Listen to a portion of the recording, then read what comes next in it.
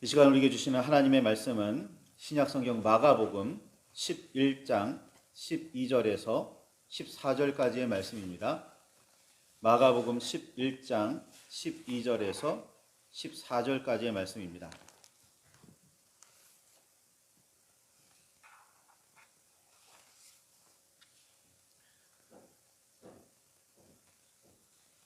신약성경 74쪽입니다. 마가복음 11장 12절에서 14절까지의 말씀입니다.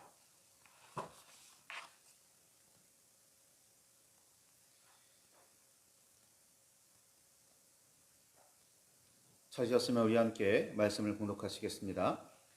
이튿날 그들이 베다니에서 나왔을 때에 예수께서 시장하신지라 멀리서 잎사귀 있는 한 무화과 나무를 보시고 혹 그 나무에 무엇이 있을까 하여 가셨더니 가서 보신즉 잎사귀 외에 아무것도 없더라.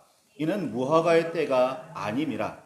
예수께서 나무에게 말씀하여 이르시되 이제부터 영원토록 사람이 내게서 열매를 따먹지 못하리라 하시니 제자들이 이를 듣더라. 아멘. 주님 우리의 마음을 여시어 말씀을 깨닫게 하옵소서.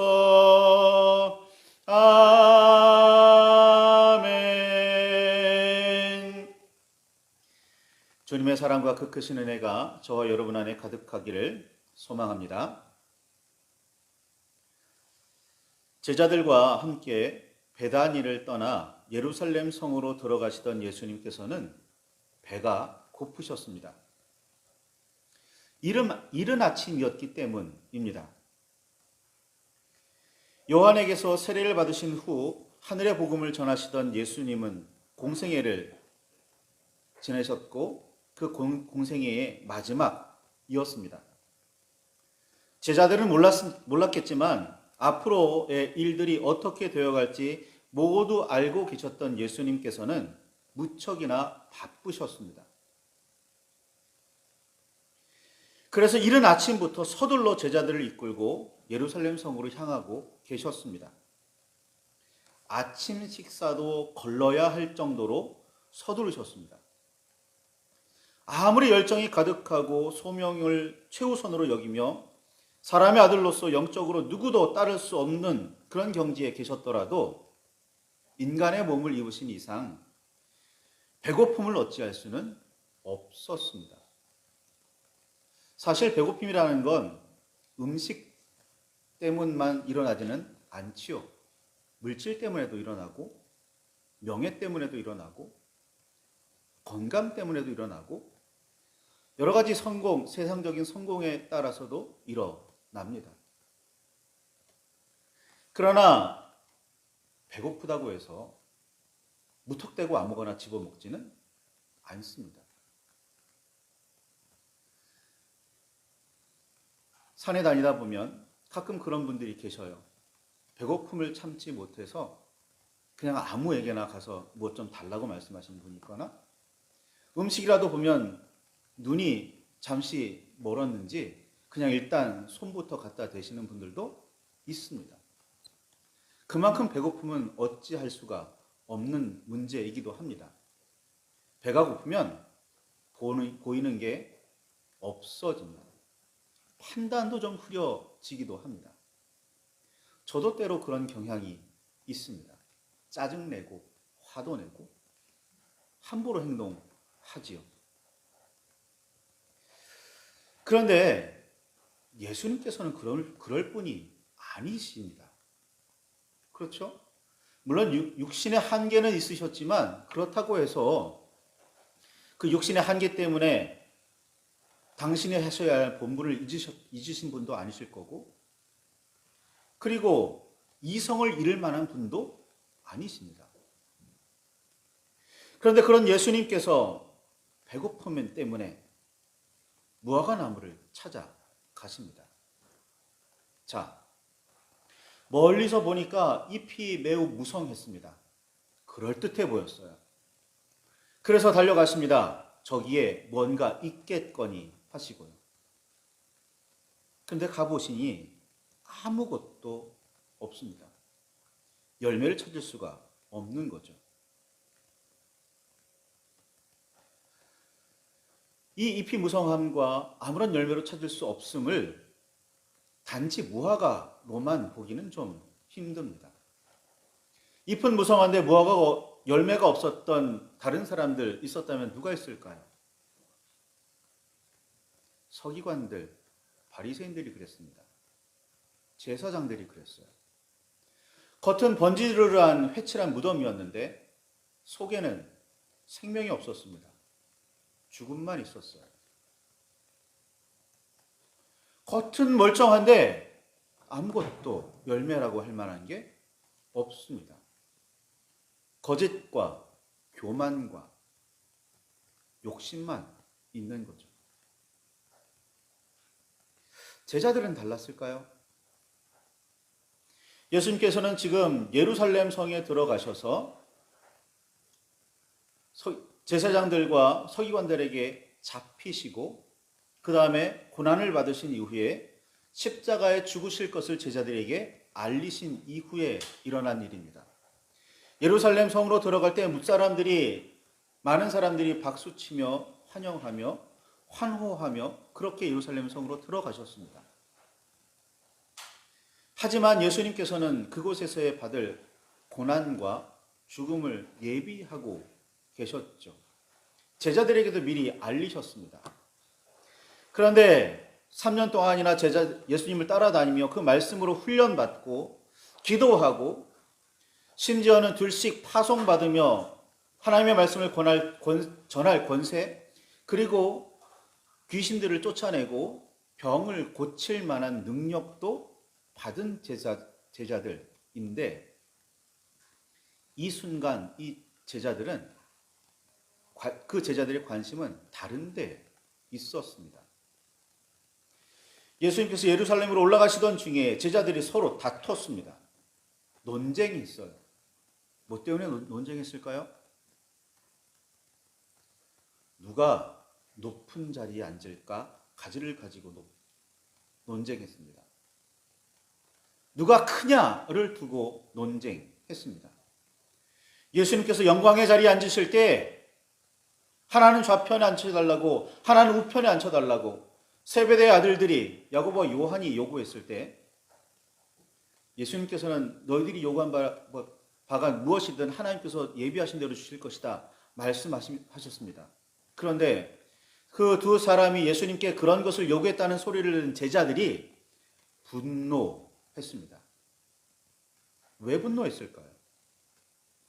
너희들이 그 자리를 차지할 수 있을 것 같으냐? 나라고 자격이 없을 것 같으냐? 라는 거였죠. 예수님은 고난을, 죽음을 예비하고 계시는데 제자들은 예수님께서 그 말씀을 주셔서 3번씩이나 가르치셨음에도 불구하고 자리를 탐하고 있습니다. 그것도 큰 자리, 높은 자리를 탐하고 있어요. 그러니 제자들의 상황도 잎이 무성한 무화과 나무와 크게 다르지 않았습니다. 그들도 열매가 없는 잎이 무성한 나무들이었습니다. 열매를 찾지 못하신 예수님께서는 그 무화과 나무에게 나아가 말씀하십니다.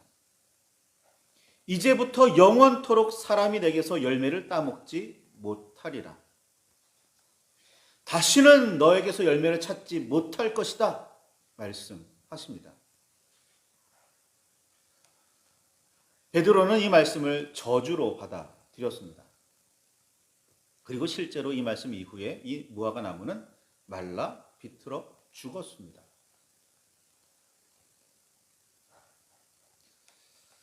그런데 이후에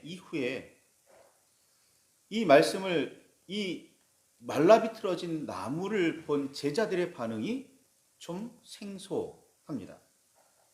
20절 이하에 있는 말씀이에요. 무화과 뿌리째 마른 걸 봅니다. 그리고서 제자들이 예수님께 궁금해합니다. 도대체 이 무화과 나무는 어떻게 해서 죽었습니까? 라는 거예요. 예수님께서 대답하십니다. 22절에 하나님을 믿어라. 마가복음 11장 22절입니다. 내가 진실로 너희에게 이르노니 누구든지 이 산더러 들려 바다에 던지리라 하면 그 말하는 것이 이루어질 줄로 믿고 마음에 의심하지 않으면 그대로 되리라. 그러므로 내가 너희에게 말하노니 무엇이든지 기도하고 구하는 것은 받은 줄로 믿어라. 그리하면 너희에게 그대로 되리라 말씀하십니다. 제자들이 무엇을 궁금해했는지 알 수 있는 장면입니다. 제자들은 예수님께서 어떤 능력으로 이 나무들을 죽이셨는지 거기를 궁금해하고 있는 겁니다.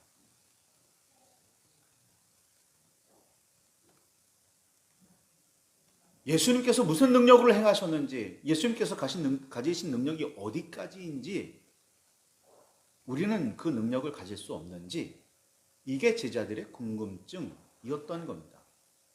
그래서 예수님께서 말씀하십니다. 기도해야 한다. 하나님을 온전히 믿어야 한다. 라고 말이죠. 제자들의 관심은 능력에 있습니다. 그런데 가만히 살펴봅니다. 생각해 봅니다. 예수님의 관심은 어디에 계셨을까요? 이 잎이 무성한 무화과 나무는 왜 갑자기 예수님의 그 모진 말씀을 들어야 했고 왜 갑자기 말라 비틀어져야 했을까요?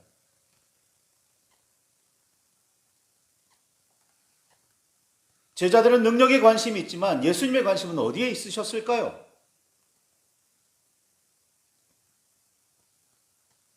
예수님은 제자들이 관심 있는 능력에 대해서 이렇게 말씀하십니다. 하나님을 믿어라. 의심 없이 기도하면 구하는 대로 얻게 될 거다라고 말이죠. 능력이 아니라 믿음에 관심이 있으십니다. 예수님은 능력이 아니라 믿음을 보신 겁니다. 그리고 제자들을 향해서 말씀하시는 거죠. 너희들 잎이 무성해서 믿음이 그럴듯해 보이지만 실제로는 이 무화과 나무 하나 어떻게 하지 못하는 열매 없는 사람들이다 라고 말이죠. 제자들은 이전에 귀신 쫓는 능력을 이미 받았습니다. 병 고치는 은사도 이미 받았습니다. 하늘의 복음을 전할 권세도 이미 받았습니다. 하지만 시간이 지났음에도 불구하고 예루살렘으로 올라가는 그 제자들의 모습은 믿음 있는 자의 모습이 아니었습니다. 벙어리 귀신 들린 아들을 데리고 와서 쫓아내려고 했을 때 그들은 쫓아내지 못했습니다.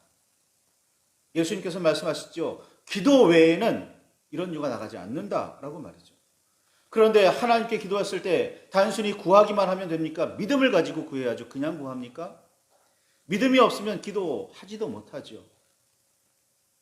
다시 말해서 예수님께서는 기도를 말씀하시기 이전에 믿음에 대해서 물음을 던지시는 거예요. 너에게 믿음이 있느냐? 라고 말이죠. 지금도 마찬가지입니다. 무화과 나무의 문제를 가지고 그 나무를 말라 죽게 하는 그 능력에 대해서 의문을 가지고 있었던 제자들이지만 예수님께서는 말씀하시기를 아니다. 너희가 그 능력을 행하지 못하는 이유 너희에게 믿음이 없기 때문이다. 라고 말씀하십니다. 주님께서는 너에게 겨자씨만한 믿음만 있더라도 이 산더러 옮기라 하면 옮겨질 거고 저 산더러 바다에 던져지라 하면 던져질 거라고 말씀하십니다. 그렇죠. 믿음이 문제입니다. 우리의 믿음이 바르게 서면 되는데 바르게 서지 않았기 때문에 문제인 겁니다.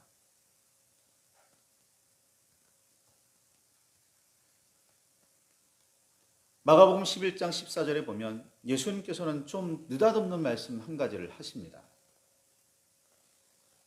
예수께서 나무에게 말씀하여 이르시되, 죄송합니다. 11장 14절이 아니라 11장 25절입니다.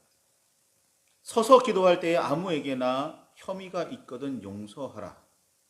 그리하여야 하늘에 계신 너희 아버지께서도 너희의 허물을 사하여 주시리라 말씀하십니다. 바로 앞에 너희가 믿을 줄, 얻을 줄, 이루어질 줄로 마음에 의심하지 않고 구하면 너희 받을 것이다. 받을 줄로 믿어라. 그리하면 너에게 그대로 되리라. 말씀하신 직후에 이어서 하시는 말씀입니다. 믿음에 대해서 이야기하시고 나서 그 이후에 너희가 서서 기도할 때 아무에게나 혐의가 있거든 용서해라. 용서에 대해서 이어서 말씀하시는 거예요.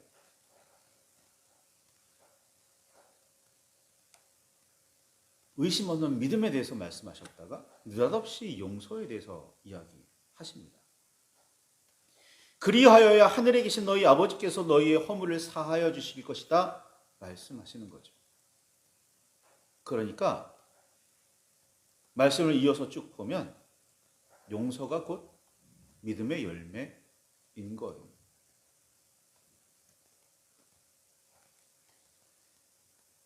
믿기는 하는데 열매가 없어요. 바울은 로마서에서 믿음을 그렇게도 강조했습니다. 야고보는 그가 보낸 편지에서 행함을 그렇게도 강조했습니다.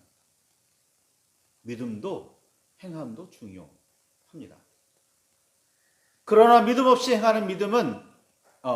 행하는 행함은 하나님 안에서 이루어지는 게 아닙니다. 그렇죠? 자선사업가들도 합니다. 믿음 없이. 사회봉사도 믿음 없이 할 수 있습니다. 선한 일이죠. 아름다운 일이죠. 그러나 하나님의 영광을 드러내는 일은 결코 아닙니다. 반대로 믿음은 있는데 행함이 없는 경우도 너무나 많습니다. 행함의 열매가 없는 거죠. 사랑도 없고 희락도 없고 화평도 없습니다. 자비도 없고 양선도 없고 충성도 없습니다. 온유도 없고 절제도 없습니다. 과연 참 믿음일까요? 온전한 믿음이라고 할 수 있을까요? 예수님께서는 기도 한 가지, 용서 한 가지 말씀하셨는지 모르지만 여기에는 그 모든 것이 다 포함되어 있는 겁니다. 믿음은 있는데 열매는 없는. 그 당시의 제자들의 모습과 크게 다르지 않습니다. 예수님을 목숨처럼 지키겠습니다. 어떤 상황이 어떤 일이 벌어져도 예수님을 떠나지 않겠습니다. 그렇게 다짐했건만 닭이 세 번 울기 전에 베드로는 예수님을 배신했습니다. 3번씩이나 말이죠. 다른 제자들 전부 다 도망가고 그 자리에 없었습니다. 그들이 장담한 만큼의 믿음, 그만큼의 열매가 있었다면 예수님 곁에 남아 있었어야죠.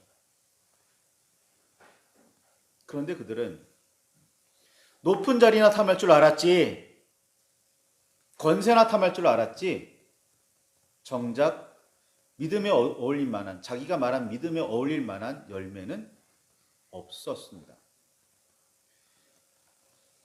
제사장들, 서기관들과 크게 다르지 않았습니다. 오늘 우리는 어떨까요? 다릅니까?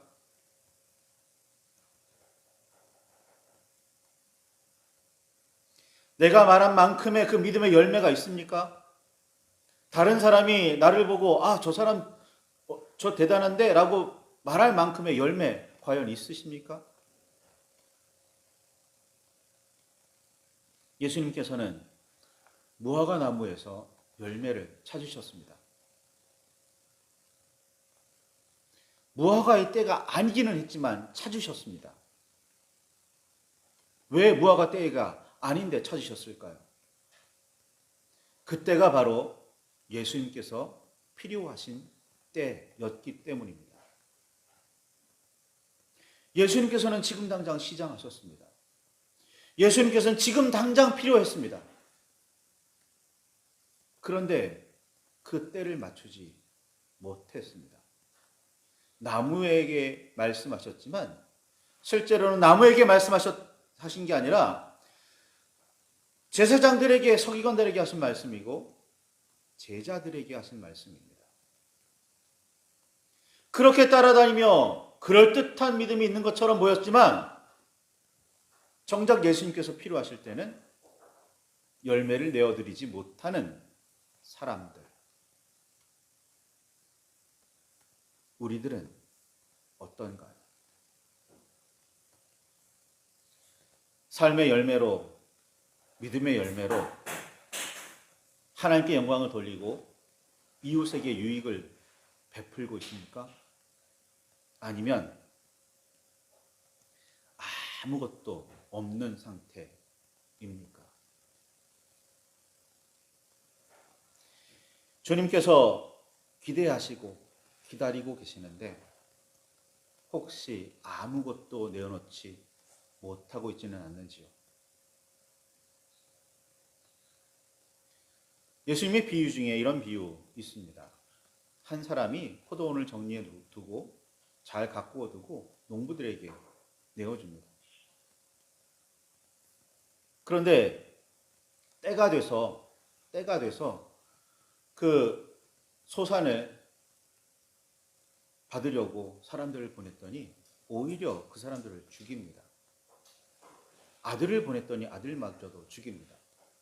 그리고 자기가 그 농장을 온전히 차지할 생각을 해버리죠. 주인의 포도원을 가로채려고 합니다. 혹시 그런 마음 품고 있지는 않습니까? 또 다른 비유에 그런 비유 있습니다. 예수님께서 달란트를 맡기셔서 종들에게 달란트를 맡기셨습니다. 주인이 종들에게 달란트를 맡기셨습니다. 그런데 그 주인은 종들을 찾아올 때 아무런 기별 없이 어느 날 갑자기 찾아오셔서 종들에게 묻습니다. 얼마나 남겼느냐? 라고 말이죠. 꾸준히 열심히 자신의 열매를 갖고 왔던 사람들은 열매를 내어놓을 수 있었지만 그 달란트 묻어버렸던 사람은 열매를 내어놓을 수가 없었습니다. 아무것도 없었죠. 그때 주님께서 말씀하십니다. 밖에 어두운 데 버려져 이를 갈미 있으리라 말이죠. 말씀을 붙들고 깊이 묵상하시기 바랍니다. 기도하시기 바라요. 열매 있습니까? 혹시 아무것도 내놓지 못하는 그런 상태는 아니십니까? 열매라고 해서 물질적인 것만 아닙니다. 잘 기억하시기 바랍니다. 성령의 9가지 열매, 분명 열매죠. 사랑, 희락, 화평, 오래 참음, 자비, 양선, 충성, 온유, 절제. 우리에게 믿음이 있고 성령이 있다면 이런 열매들을 맺어가야 하는데 정말 그런 게 우리 삶에 있는지 깊이 살피시기를 바랍니다.